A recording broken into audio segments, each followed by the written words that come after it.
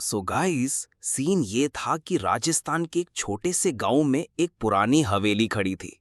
मतलब सोचो, 100 साल से ज्यादा पुरानी। और विलेजर्स बोलते थे कि वो कभी राणा साहब की थी। एंड गाइस, एकदम शॉकिंग बात ये थी कि राणा साहब की अचानक मौत के बाद उनका पूरा फैमिली मिस्टीरियसली गायब हो गया। तब से हवेली बिल्कुल वीरान पड़ी थी। और सबसे ज्यादा क्रीपी पार्ट ये था कि हवेली के सारे कमरे लोग कभी कभी शादी ब्याह के लिए यूज कर लेते थे, लेकिन एक लोकल्स उसे बोलते थे आखिरी कमरा। बुजुर्गों का कहना था कि वहां से अजीब आवाजें आती हैं और जो भी अंदर गया कभी वापस नहीं आया। अब स्टोरी शुरू होती है तीन दोस्तों से, अरव, मयंक और नेहा। ये लोग शहर से आए थे एक डॉक्यूमेंट्री बनाने। उनका प्लान था कि हवेली का सच कैमरे में कैप्चर करेंगे। गांव वालों ने वार्निंग दी थी, मत जाओ मत जाओ, बट गाइस ये लोग नहीं माने। लिटरली थ्रिल चाहिए था इनको। हवेली में कदम। रात के 11 बजे हम लोग हवेली पहुंचे। टॉर्च और कैमरा ऑन। जैसे ही गेट खोला, एक भारी धूल का गुच्छा हवा में उड़ा। वॉल्स पे पुराने पोर्ट्रेट्स लटके थे, सीलिंग से बड़े बड़े मकड़ी के जाले। पर अजीब बात ये थी कि हर एक कमरे में हल्की हल्की अगरबत्ती की खुशबू आ रही थी, जैसे अभी अभी कोई पूजा करके गया हो। गाइस, उस टाइम मेरी रीढ़ की हड्डी में ठंड उतर गई। डर का माहौल। एंड फिर हम एक लंबी गैलरी में गए। अचानक मयंक रुक गया और बोला, गाइस देखो वहां। दीवार पे एक पुराना पोर्ट्रेट लटका था। उसमें तीन लोग खड़े थे, पर उनके चेहरों की जगह सिर्फ सफेद सफेद धब्बे।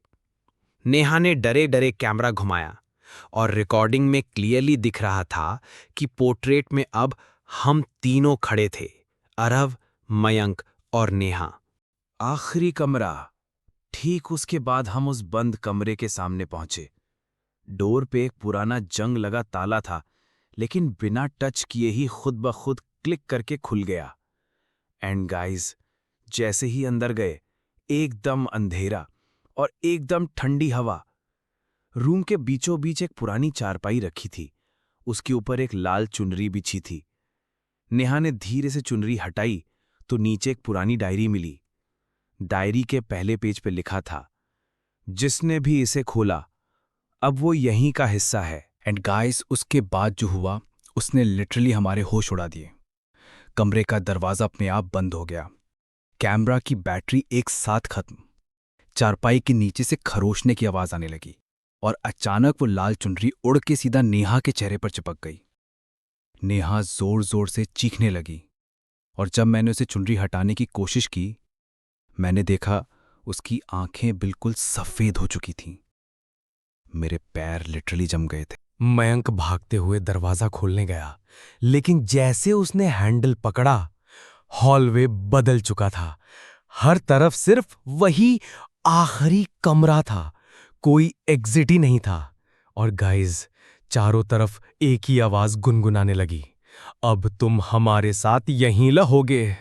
नेक्स्ट मॉर्निंग विलेजर्स हवेली के बाहर आए। गेट लॉक्ड था, अंदर कोई नहीं मिला। लेकिन जब उन्होंने दीवार पे लगी पोर्ट्रेट देखी तो सबके होश उड़ गए। पोर्ट्रेट में राणा साहब का पूरा फैमिली खड़ा था और साथ ही आरव, मयंक और नेहा भी खड़े मुस्कुरा रहे थे। गाइस, लोग कहते हैं कि रात को अगर कोई हवेली के पास से गुजरता है तो उसे कैमरा की बीप और धीमी चीखें सुनाई देती हैं। और मैं आज भी सोचता हूं कि क्या वो तीन वापस आए भी थे या फिर वो हमेशा के लिए हवेली का हिस्सा बन गए।